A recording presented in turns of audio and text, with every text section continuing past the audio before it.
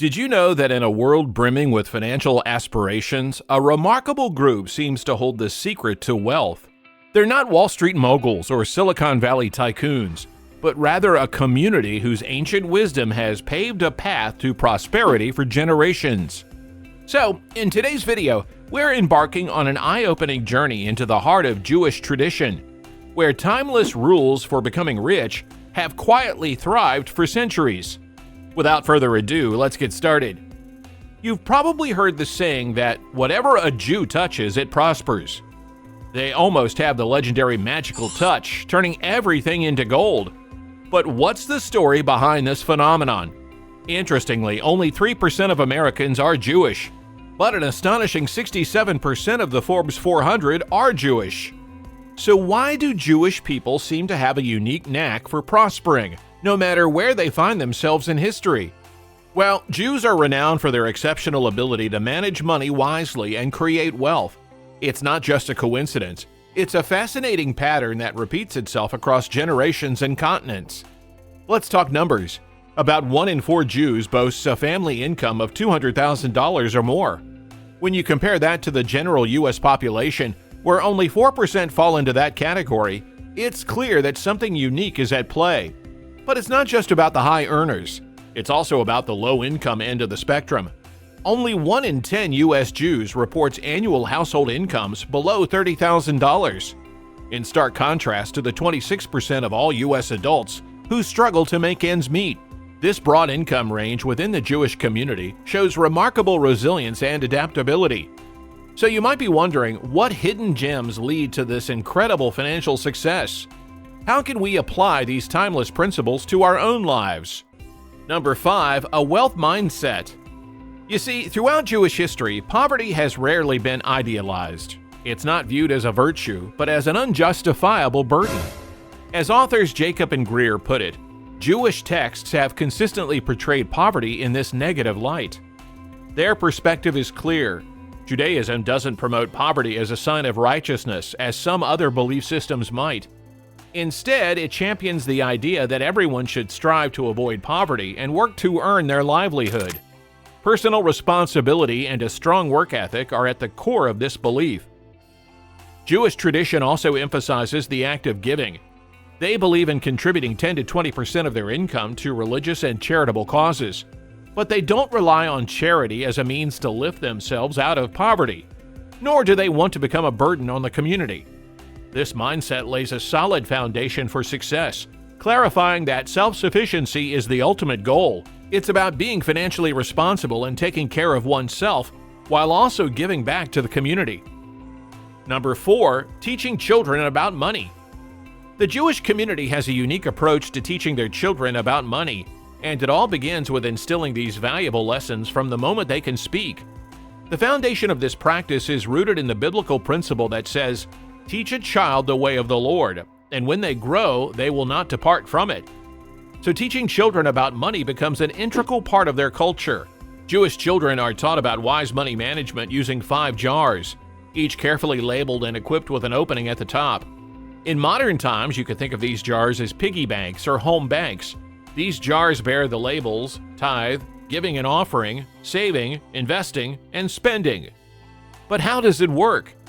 Whenever a child receives 10 shekels, that's the Israeli currency, they are expected to allocate their earnings in a specific way. 1 shekel goes to the tithe jar, another into giving and offering, another into savings, 2 into investing, and the remaining 5 shekels land in the spending jar. But there is a catch. They don't just toss money into these jars and forget about it. Each jar has its purpose and a specific time for use. The giving jar is only opened on Sundays. The tithe jar is opened at the end of each month. The savings jar is reserved for special occasions or emergencies, and the investing jar is only opened when it's full. This approach's uniqueness is that children have complete control over when and where they invest their accumulated funds. Parents don't intervene, even if their child makes a financial mistake. They firmly believe that failure is a great teacher, allowing their children to develop creative decision-making skills and a strong sense of responsibility. Studies have shown that money management is one of the most challenging aspects of our lives. Yet, when it's done right, it can make all other areas of life relatively easy to manage. Jewish children grow up with a strong sense of responsibility and experience more satisfaction and success than their peers. Number 3, looking after one another. Now let's talk about a remarkable aspect of Jewish culture: their unwavering commitment to community and the profound code of caring for one another. This mutual aid mentality is more than just a belief. It's an intrinsic part of their identity, ensuring that every community member is supported and uplifted on their journey to success.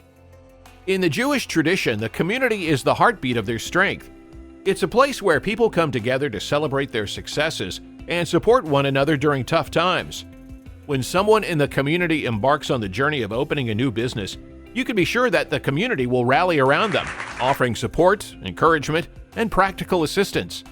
And when someone stumbles and falls on hard times, the community is quick to lend a helping hand. Judaic law further amplifies this spirit of care, emphasizing the importance of respecting and protecting those who are economically disadvantaged. It's a powerful example of the Jewish commitment to social justice and the welfare of all community members. What's truly inspiring is how this devotion to uplifting the whole community has allowed even marginalized or ostracized Jewish communities to endure and thrive in the face of adversity.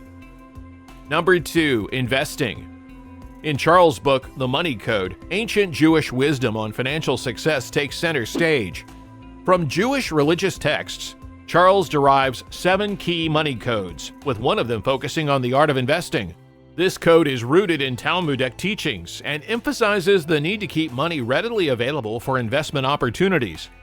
Notably, 33% of Jews invest in financial assets, a significantly higher figure compared to 7% of mainline Protestants and 4% of Catholics.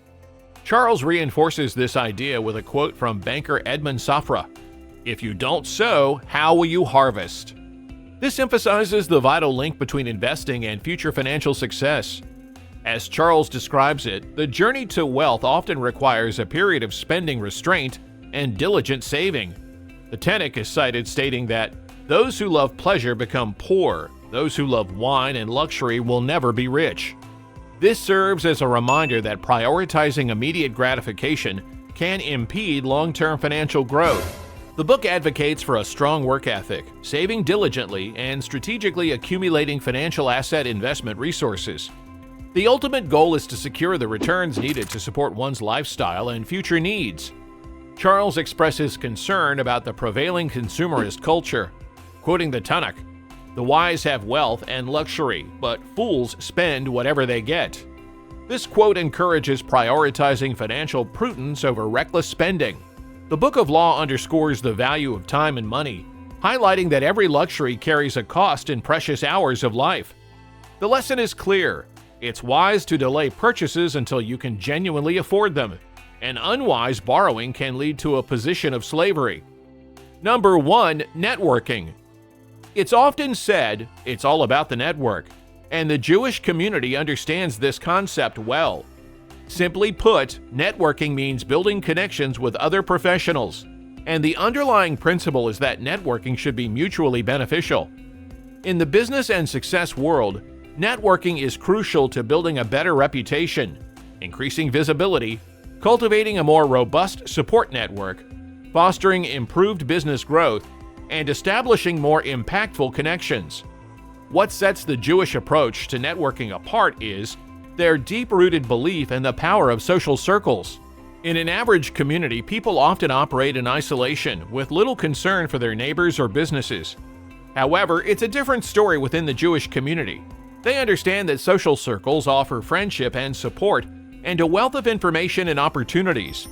In the Jewish tradition, individuals work tirelessly to create and maintain social circles conducive to their development and growth.